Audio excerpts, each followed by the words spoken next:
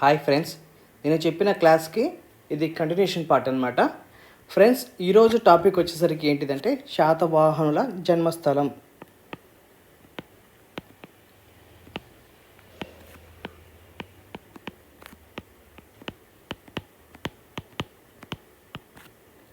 Friends, ఇక్కడ ఈ topic నుంచి ఖచ్చితంగా క్వశ్చన్ అవడానికి అవకాశం అయితే ఉంది. జాగ్రత్తగా ఈ వీడియోని ఫాలో అవ్వండి. ఫస్ట్ కొంతమంది చరిత్రకారులు ఏమంటారంటే కొన్ని సోర్స్ బేస్ చేసుకొని ఫస్ట్ ఈ టాపిక్లో ఏంటంటే ఇంపార్టెంట్ ఏంటంటే కొంతమంది చరిత్రకారులు వారి దగ్గర ఉన్నటువంటి కొన్ని సోర్స్ బేస్ చేసుకొని ఏమంటారంటే వారు ఈ ప్రాంతం వారని, వీరు ఈ ప్రాంతం వారని చెప్పారు. అయితే వాళ్ళల్లో వచ్చేసరికి ఈరోజు మనం ఇన్ డీటెయిల్గా తెలుసుకుందాం. ఫస్ట్ వచ్చేసరికి ఏంటిది అంటే కర్ణాటక వాదం.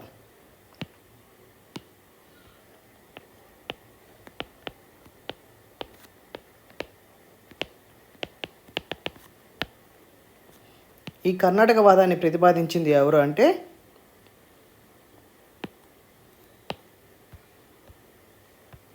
సుక్తాంకర్. ఇతను కర్ణాటక అని చెప్పడానికి గల సోర్స్ ఏంటిది అని చూస్తే గిన శాతవాహనుల్లో చివరి రాజు అయినటువంటి మూడవ పులోమావి.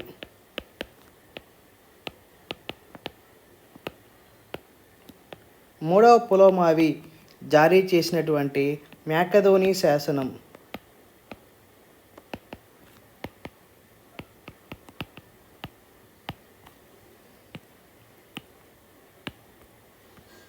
తర్వాత పల్లవరాజు జారీ చేసినటువంటి ఎవరు?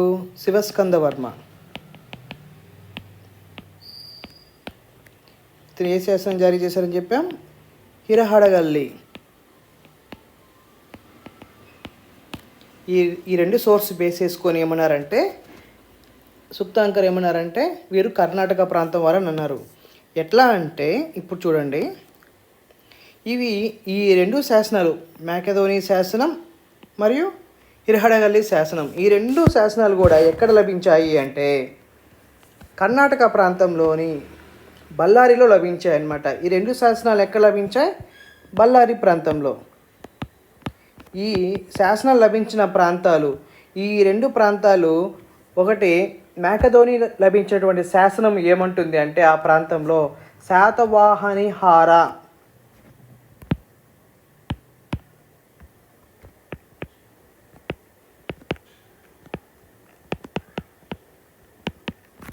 ఇది ఏం పిలుస్తుందంటే శాతవాహని రట్ట.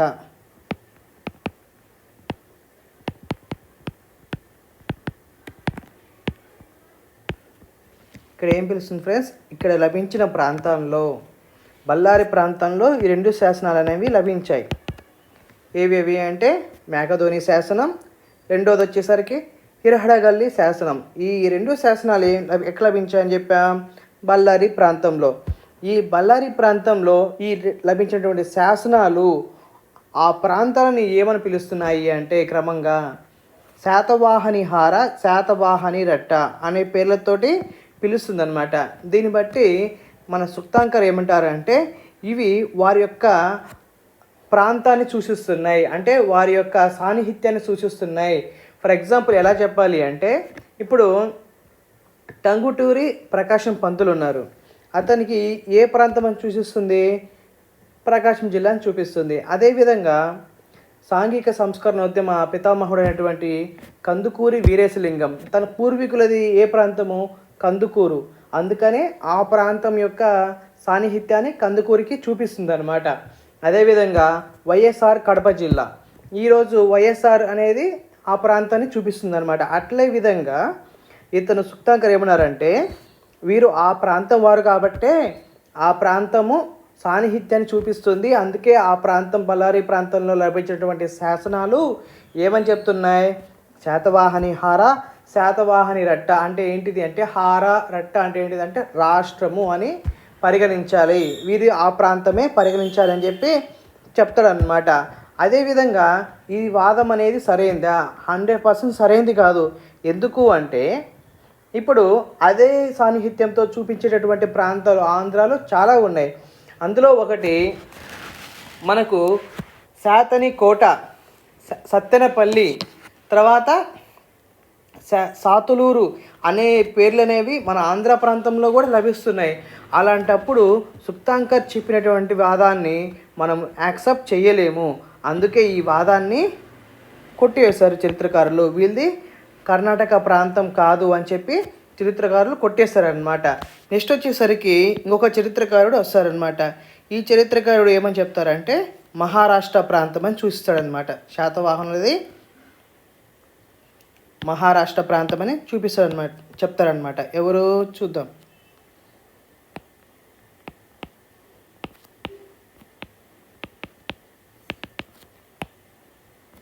మహారాష్ట్ర ప్రాంతం అని చెప్పింది ఎవరు? పిటి శ్రీనివాస అయ్యంగారు.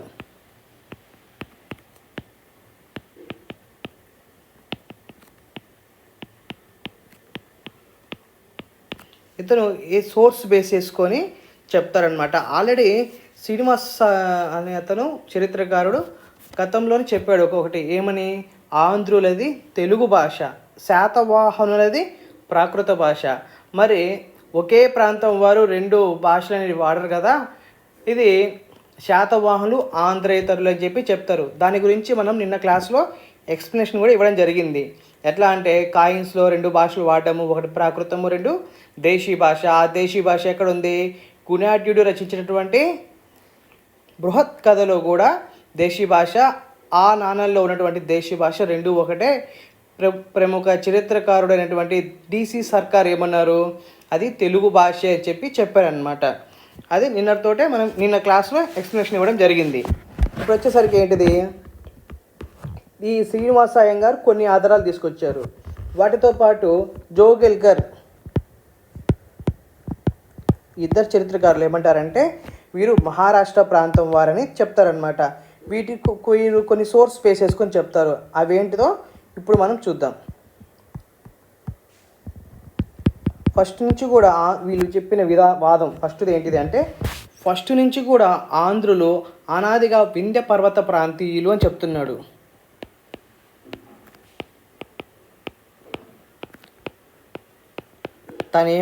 తను ఏమని చెప్తున్నారంటే ఆంధ్రులు అనాదిగా వింధ్య పర్వత ప్రాంతీయులు. అక్కడ ఉన్నటువంటి అంద్రీ నది అని ఉంటుంది అనమాట. ఇది ఎక్కడ ఉంటుంది? అంద్రీ నది బొంబాయికి సమీపంలో. ప్రస్తుతం ఇది ముంబై. బొంబాయికి సమీపంలో ఒక నది ఉంది. అదేంటిది? అంద్రీ నది. ఈ అంద్రీ నది తీర ప్రాంతంలో నివసించిన జాతి అనేది, ఆ నివసించిన జాతే ఆంధ్రులయ్యారు. ఈ అంద్రీ నది ప్రాంతంలో నివసించిన వారే ఆంధ్రులు అయ్యారు అని ఎవరన్నారు? శ్రీనివాస శాస్త్రి చెప్పారనమాట. అదొక సోర్సు. ఏమన్నారు? వింధ్య పర్వత ప్రాంతీయులు వీళ్ళు. అక్కడ బొంబాయికి సమీపంలో అంద్రీ నది ఉంది, అందువల్లనే అక్కడ నివసించడం వల్ల వీళ్ళు ఆంధ్రులు అయ్యారని చెప్పి ఒక వాదం. రెండో వాదం వచ్చేసరికి ఏంటిది అంటే ఐతరేయ బ్రాహ్మణం.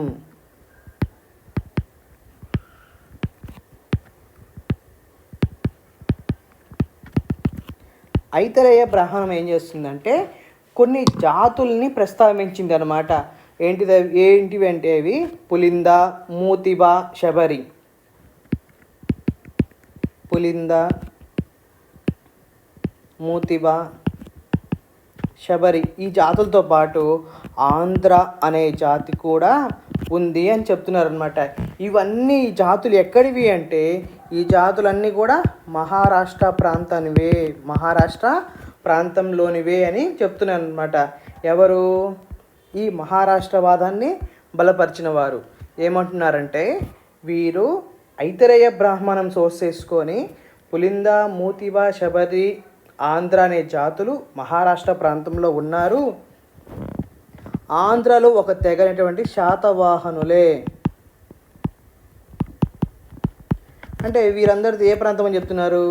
మహారాష్ట్ర ప్రాంతం. ఆంధ్రలోని ఒక జాతే శాతవాహనులు, వారే తర్వాత రాజ్యాన్ని విస్తరించారు అని చెప్పి చెప్తున్నారు. అదొక సోర్స్. నెక్స్ట్ వచ్చేసరికి ఏంటిది? పాణిని. ఇతను ఎవరు అంటే పాణిని అనే అతను ఎవరు అంటే ప్రముఖ ఒక్క నిమిషం ఫ్రెండ్స్ వ్యాకరణవేత్త. ఇతను ఏం చేశారంటే ప్రాచీన రాజ్యాలను పేర్కొన్నాడు అనమాట. వాటిలో ఆంధ్ర అనే రాజ్యాన్ని చెప్పలేదు తను. ఇక్కడ కొన్ని జాతులు అని కొన్ని రాజ్యాలని చెప్పాం కదా, పాణిని కొన్ని రాశాడు. అవంతి, కోశల, కరుస, కళింగ ఈ జాతులని తను పేర్కొన్నాడు అనమాట. కానీ ఆంధ్ర అనే రాజ్యాన్ని పేర్కొనలేదు. అందువలన ఇది కళింగలో అంతర్భాగమై ఉండాలి, లేకపోతే ఆంధ్ర రాజకీయం అనేది తన వ్యక్తిత్వమై ఉండాలని చెప్పి ఎవరు ఈ చరిత్రకారులు అంటారనమాట. తర్వాత ఇంకో సోర్స్ ఏంటిదంటే పులోమావి. ఇతను ఎవరు అంటే గౌతమిపుత్ర శాతకర్ణి యొక్క కుమారుడు. ఇతనికి ఒక బిరుదు ఉంది, నవనరస్వామి అని. ఏ శాసనంలో ఉండుద్ది? నవనరస్వామి అనేది నాసిక్ శాసనంలో ఉండుద్ది. ఎవరు వేయించారు నాసిక్ శాసనాన్ని? గౌతమి బాలశ్రీ. అయితే ఇక్కడ నవనరస్వామి అనే బిరుదు ఇతనికి ఎలా వచ్చింది అంటే, ఇక్కడ చరిత్రకారులు ఏం చెప్తున్నారంటే మహారాష్ట్ర, మహాభోజ, పిటినిక, పులింద, మూతిబ, శబరి అనే జాతులన్నీ ఏకం చేసి ఒక సువిశాలమైనటువంటి రాజ్యాన్ని స్థాపించారు. అందుకే అతనికి నవనరస్వామి అనే బిరుదు ఉంది అని చెప్తున్నారు అన్నమాట. ఏం చెప్తున్నారు? మహారాష్ట్ర, మహాభోజ, పిటినిక, పులింద, మూతిబ, శబరి ఇనే జాతులన్నీ ఏమన్నారంటే ఏకం చేసి ఆంధ్ర శాతవాహన సామ్రాజ్యాన్ని స్థాపించారు. అందువల్లనే పులోమావికి నవనరస్వామి అనే బిరుదు అనేది ఉంది అని చెప్పారనమాట. ఇంకో సోర్స్ ఏంటిది? వీళ్ళు మాతృ సంజ్ఞలను ధరించడం.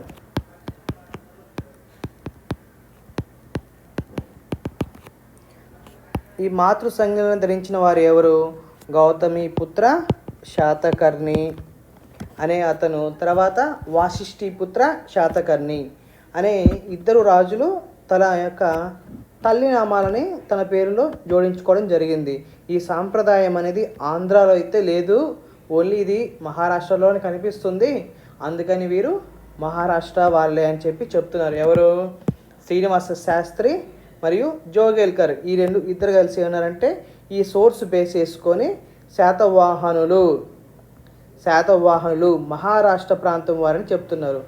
ఫస్ట్ వింధ్య పర్వత ప్రాంతీయులు, వీరు బొంబాయి సమీపంలో అంద్రి నది ఉంది, అందువలన వీరు ఆంధ్రులు అయ్యారు అనే దానికి అతను చెప్పాడనమాట.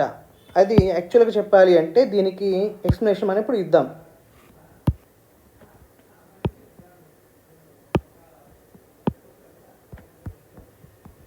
ఇప్పుడు ఈ అంద్రి నది అనేది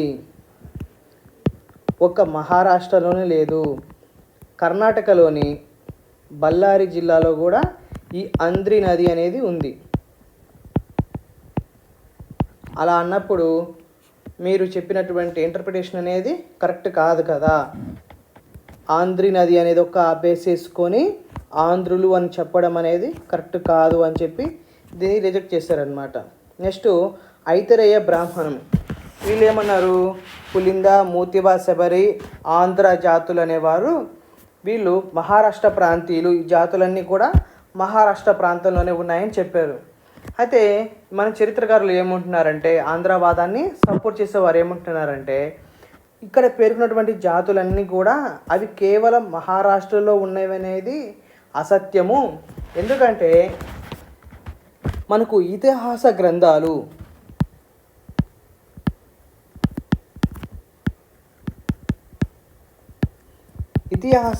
ఏం చేస్తున్నాయంటే కొన్ని జాతులు చెప్పాయి అనమాట. అవి ఏంటిదంటే ఆంధ్ర శబరులు. ఈ ఆంధ్ర శబరులు అనేవారు ఎక్కడంటే తూర్పు భారతదేశంలో నివసించే జాతులుగా చెప్పాయన్నమాట. ఏమని చెప్తున్నాయంటే ఇతిహాస గ్రంథాలు ఆంధ్ర శబరులు అనేవారు తూర్పు భారతదేశంలోని జాతులుగా చెప్పుకున్నారన్నమాట. ఇవి నేటికి కూడా కనిపిస్తున్నాయి. ఒరిస్సా మరియు ఆంధ్ర ప్రాంతాల్లో ఈ శబరి అనే జాతి అనేది నేటికి కూడా కనిపిస్తుంది. అలాంటప్పుడు మనము ఈ ఐతరేయ బ్రాహ్మణం చెప్పిన జాతులన్నీ కూడా మహారాష్ట్రలోనివి కావు. అవి ఇతిహాస గ్రంథాలు ఏం క్లారిటీ ఇస్తున్నాయి అనే ఒక జాతి ఆంధ్ర శబరులు అనే జాతి ఒరిస్సా ఆంధ్రాలో ఉన్నవి. అవి నేటికి కూడా ఉన్నాయి. ఇది నేటికి కూడా ఆ జాతి అనేది కనిపిస్తుంది మనకు. అలాంటప్పుడు మీరు ఆ మహారాష్ట్ర ప్రాంతం అని ఎలా అంటారని చెప్పి ఈ వాదాన్ని కొట్టేస్తారనమాట. తర్వాత నెక్స్ట్ వచ్చేసరికి ఏంటిదంటే పాణిని కొన్ని రాజ్యాల పేర్లు చెప్పాడు. అవంతి, కోశల, కరుస, కళింగ, ఆంధ్ర అనే పేరు చెప్పలేదు. మిగతా రాజ్యాలు చెప్పాయి, ఆంధ్ర రాజ్యం అనేది చెప్పలేదు. అలాంటప్పుడు పాణిని చెప్పనంత మాత్రాన ఆంధ్ర రాజ్యం లేదనేది అవాస్తవమే అవుతుంది. ఎందుకంటే బౌద్ధ గ్రంథాల్లో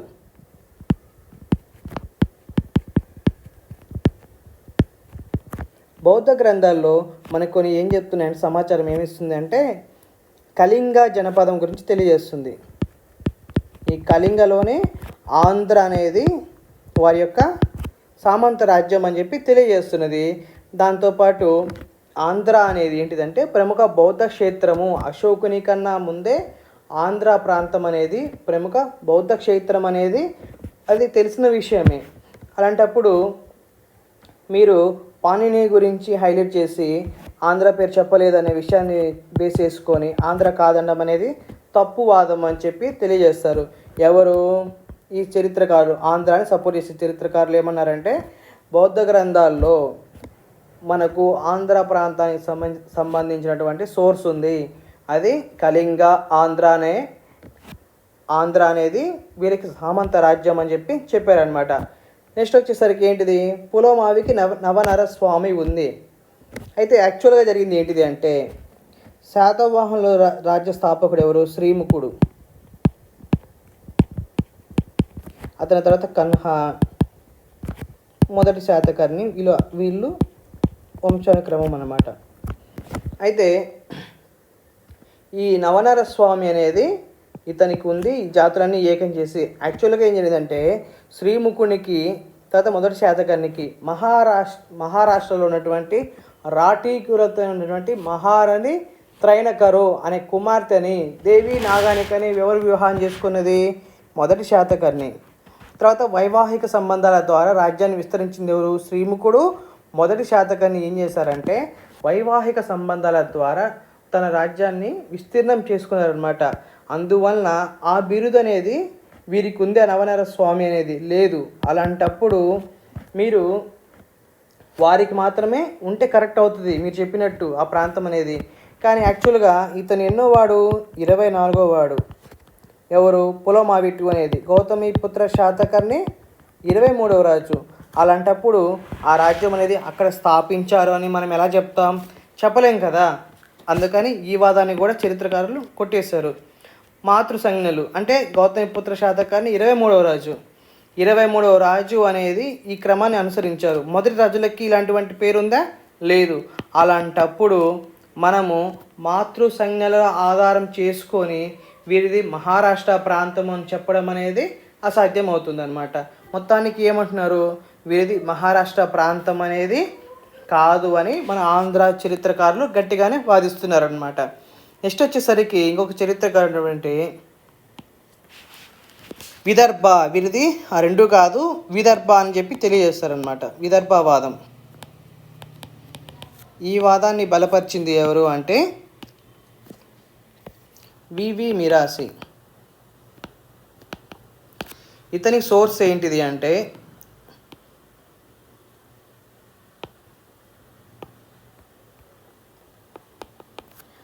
కారవేలుడు.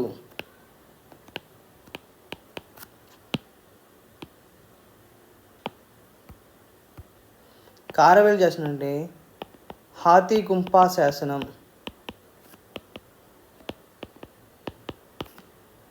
నెక్స్ట్ వచ్చేసరికి గౌతమి బాలశ్రీ. ఏ శాసనం జారీ చేసింది? నాసిక్ శాసనం. ఇందులో ఎవరి గురించి ప్రస్తావన ఉంది? గౌతమి పుత్ర శాతకర్ణి. ఈ శాతకర్ణికి ఏ బిరుదు ఉంది అంటే బెనాకటక స్వామి.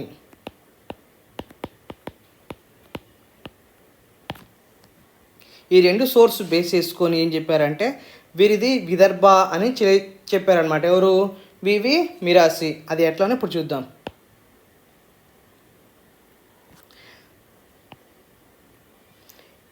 జనరల్గా ఏంటంటే కళింగ కారవేలుడు ఎక్కడ? సదా వంశస్థుడు, కళింగ పాలకుడు. ఇక్కడి నుంచి సైన్యాలు అతను చెప్తున్న వాదాన్ని ఫస్ట్ డిస్కషన్ చేద్దాం. తర్వాత ఇది ఎట్లానో వారు రిజెక్ట్ చేశారు మన ఆంధ్ర వాళ్ళు, దాని గురించి మనం ఇండెట్గా చూద్దాం. కళింగ నుంచి బయలుదేరేటువంటి కారవేలుని యొక్క సైన్యాలు పశ్చిమంగా పురోగమించి, అంటే మహారాష్ట్ర ప్రాంతం ఇక్కడ వరకు పురోగమించి, ఇక్కడ ఒక నది ఉంటుంది అనమాట, కన్నబెన్నా నది.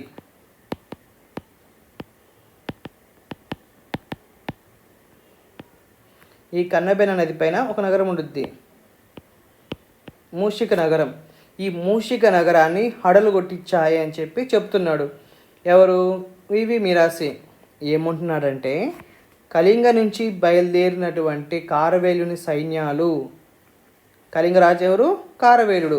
ఆ సైన్యాలు ఎక్కడికి పురోగమించాయంటే కన్నబెన్నా నది వరకు వచ్చి పైన ఉన్నటువంటి మూషిక నగరాన్ని, శాతకర్ణిని లెక్క చేయకుండా మూషిక నగరాన్ని హడలుగొట్టి అక్కడ ఉన్నటువంటి ప్రాంతాన్ని గార్ధ బలం చేత దున్నించాడని చెప్పి మనకు ఆ శాసనంలో ఉందన్నమాట.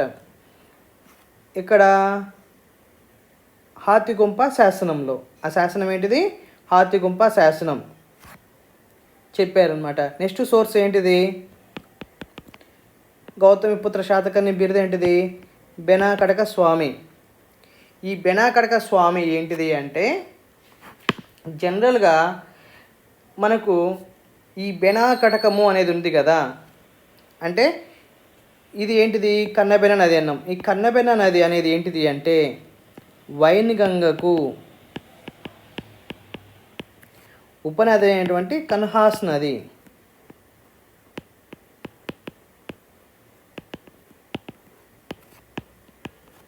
ఈ కన్హాస్ నదికి మనకు రెండు వైపులా ఒక ప్రాంతం ఉందన్నమాట. ఈ నదికి ఈ ఇరువైపులా ఒక ప్రాంతం ఉంది. ఆ ప్రాంతాన్ని చరిత్రకారులు ఏమన్నారంటే బెనాకటకము అని చెప్పారనమాట.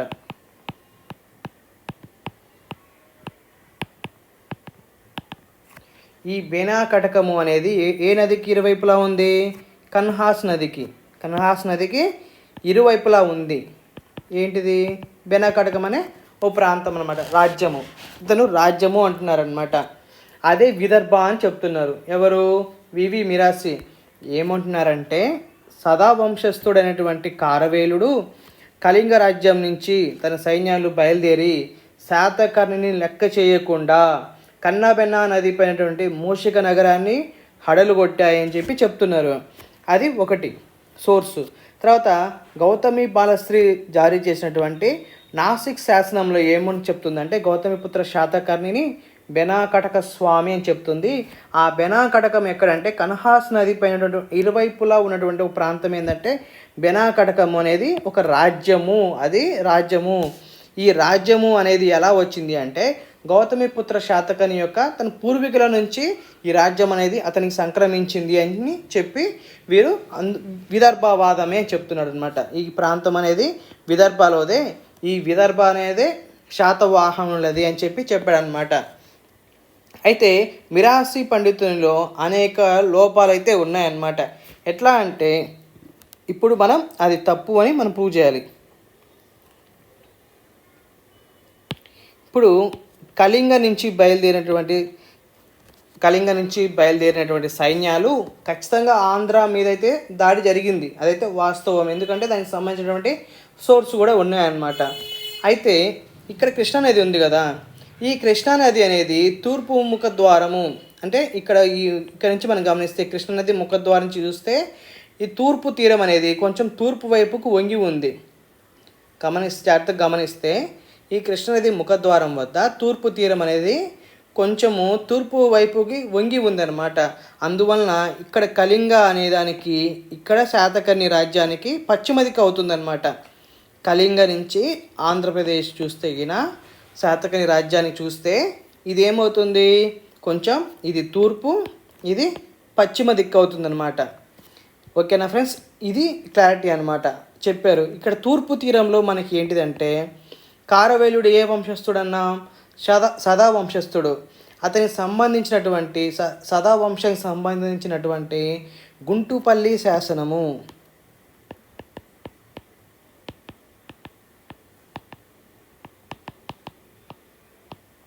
గుంటుపల్లి శాసనము మరియు తీర ఆంధ్రం అన్నాం కదా, ఇక్కడ మనకు ఈ శాసనము దాంతోపాటు ఎక్కువ చోట్ల మనకి ఏం లభించాయంటే సదారాజులకు సంబంధించినటువంటి నాణ్యాలు లభించాయి అన్నమాట. కాయిన్స్ అనేది మనకు ఈ సదారాజుల నాణ్యాలు లభించాయి. అందువలన ఏమంటున్నారంటే చరిత్రకారులు ఖచ్చితంగా ఆంధ్రదేశం పైన కారవేలుడు దాడి అయితే చేశాడు, ఇది 100% ప్రూవ్ అయిన, ఇది వాళ్ళ సాక్ష్యాలు కూడా లభిస్తున్నాయి మనకు అని చెప్తున్నారు అనమాట. తర్వాత వచ్చేసరికి రెండో సోర్స్ ఏంటిది, ఇక్కడ కన్హాస్ నది అన్నాం, కన్నబెన్న నది అన్నాం కదా, దీనిపైన కన్హాస్ నది పైన మూషిక నగరం అనేది లేదు. మనం ఇప్పుడు అతను చెప్పిన ప్రాంతం వైపుకి వెళ్తే చూస్తే అటు పైన ఆ నది పైన మూషిక నగరం అయితే లేదు. అలాంటప్పుడు మూషిక నగరం లేకుండా దాడి ఎలా జరిగింది, అలాంటప్పుడు ఈ నది కూడా తప్పవుతుంది, ఇతను చెప్పిన దిక్కు కూడా తప్పవుతుంది. ఎవరు, మిరాసి చెప్పినటువంటి పశ్చిమ దిక్కు అనేది తప్పవుతుంది. ఇక్కడ మనం ఏమన్నాం, కళింగకి ఆంధ్రదేశము, ఇతను ఏమన్నాడంటే కళింగకి ఆంధ్రదేశము దక్షిణ దిక్కునుంది, విదర్భ అనేది పశ్చిమ దిక్కునుంది, ఇట వచ్చి దాడి చేశాడు అంటాడు. కానీ ఈ నది పైన మూషిక నగరం అయితే ఉండాలి, ఇతను చెప్పి నిజమైతే మూషిక నగరం అనేది లేదు. మరి ఈ మూషిక నగరం ఎక్కడది అనేదానికి చరిత్రకారులు కొన్ని ప్రాంతాలు అనేది ఎజంప్షన్ చేస్తారు. ఇది కర్ణాటకలోని మస్కిగా కొంతమంది అంటారు. తర్వాత వచ్చేసరికి మూసి కృష్ణా నదుల మధ్య సంగమ ప్రాంతం అని కొంతమంది చరిత్రకారులు చెప్పడం జరుగుద్ది. తర్వాత ఏంటంటే నల్గొండ మెదక్ జిల్లాలో మహిషకూల్ అనే జాతి అనేది పరిపాలిస్తుంది. నల్గొండ మెదక్ జిల్లాలో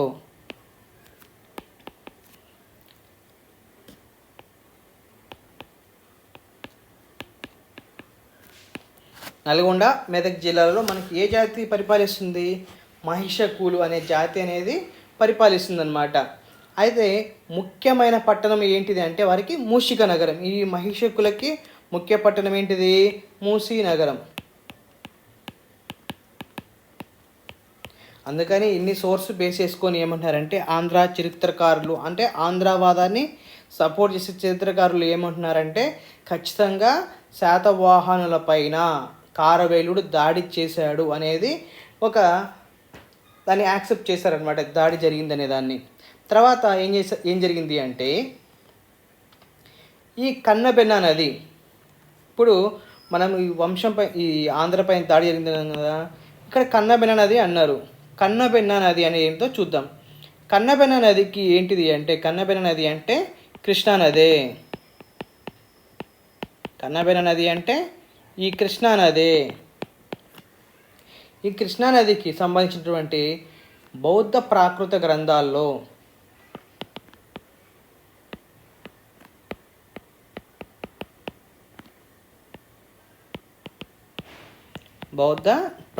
గ్రంథంలో కృష్ణానదికి కన్నబెన్న అనేటువంటి పేరైతే ఉంది. కృష్ణానదికి ఏ పేరుంది ఈ గ్రంథాల్లో, కన్నబెన్న నది అనే వ్యవహారం కూడా ఉందన్నమాట. అంటే ఆ పేరు అనేది చూపిస్తుంది అనమాట.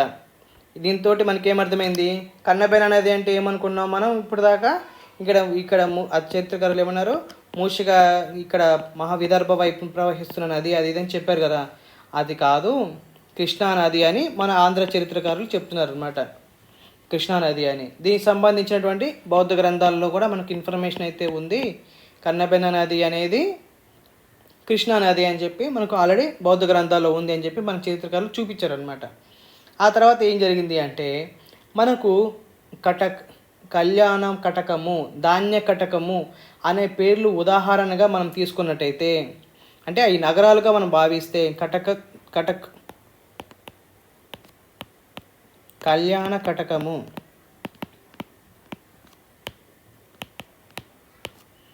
ధాన్య కటకము, ఇవన్నీ కూడా ఒక నగరాలుగా మనం భావించినట్లయితే, బెనా కటకము కూడా, బెనా కటకము ఎక్కడిదని అనుకోకండి. ఈ బెనా కటకము ఎవరిది? గౌతమిపుత్ర శాతకర్ణి యొక్క బిరుదు. ఈ బెనా కటకము అనేది కూడా రాజ్య విభాగాలు కాకుండా, లేదా రాజ్యము కానీ రాజ్య విభాగాలు కానీ దీన్ని రాజ్యం అనకూడదు, అంటే మనం అనుకోకూడదు. తర్వాత రాజ్య విభాగం అనకూడదు. ఇది ఒక నగరముగా గుర్తించడం మంచిదని చెప్పి మన చరిత్రకారులు అంటున్నారు. ఈ బెనా కటకం అనేది ఏంటిది? ఇది రాజ్యం కాదయ్యా, రాజ్యంలోని భాగం కూడా కాదు, ఇదొక నగరము అని చెప్పి మన చరిత్రకారులు అంటున్నారు అన్నమాట. జనరల్గా బేనా అనేది ఒక షార్ట్ ఫామ్ అన్నమాట. దేనికి? కన్నబెన్నాకి.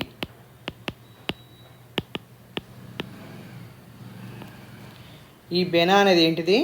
కన్నబెన్నాకి షార్ట్ ఫామ్ అనుకుంటే గీనా బేనా కటకం అనేది ఏంటంటే అర్థం ఏమొస్తుందంటే ధాన్య కటకము వస్తుంది. అంటే ఏమంటున్నారంటే మన చరిత్రకారులు, బేనా అనేది కన్నబెన్నాకు ఒక షార్ట్ ఫామ్ అనమాట. అదే షార్ట్ మనం అనుకుంటే దానికి ఏ ప్రాంతమై ఉంటుంది? ధాన్య కటకానికి అని బిరుదు అనమాట అనే ఫామ్ చెప్తున్నారు. ఇది పెద్ద మనకు అవసరం లేదు ఇదంతా. ఇది కాకపోతే ఏంటిది అంటే జస్ట్ ఒక బిఎస్ఎన్ హనుమంతరావు సార్ బుక్ని లైన్ టు లైన్ అనేది మనం డిస్కషన్ చేస్తున్నాం. మీరు ఈ క్లాస్ వింటున్నప్పుడు ఖచ్చితంగా సార్ బుక్ పక్కన పెట్టుకొని ఈ క్లాస్ వినండి. 100% మీకు అర్థమవుతుంది. ఎక్కడ కూడా డౌట్ అయితే ఉండదు. మనము ప్రతి లైన్ కూడా ఇంపార్టెంట్. ఎందుకంటే ఎక్కడో ఒక లైన్ అనేది ఎగ్జామినర్ ఇది ఫోకస్ చేసి ఆ క్వశ్చన్ మనకి ఇవ్వడం జరుగుతుంది. ఎక్కడైతే మనం స్కిప్ చేస్తున్నామో, ఎక్కడైతే మనకు సరిగ్గా అర్థం కాలేదో ఆ లైన్ ఫోకస్ చేసి ఖచ్చితంగా మనకు అదే క్వశ్చన్ ఇస్తున్నారు. కాబట్టి చూడండి, మనకు లాస్ట్ ఇయర్ క్వశ్చన్స్ పేపర్స్ మనం అబ్జర్వ్ చేయండి. ఆ ఫోకస్ చేయని అంశాలు ఎక్కడైతే అభ్యర్థి ఫోకస్ చేయడో ఆ అంశాలు అనేవే మనకు క్వశ్చన్ రూపంలో వస్తున్నాయి. కావాలంటే మీరు కూడా ఒకసారి అబ్జర్వ్ చేయండి. ఇక్కడ మనకు ఇది అవసరం లేదండి.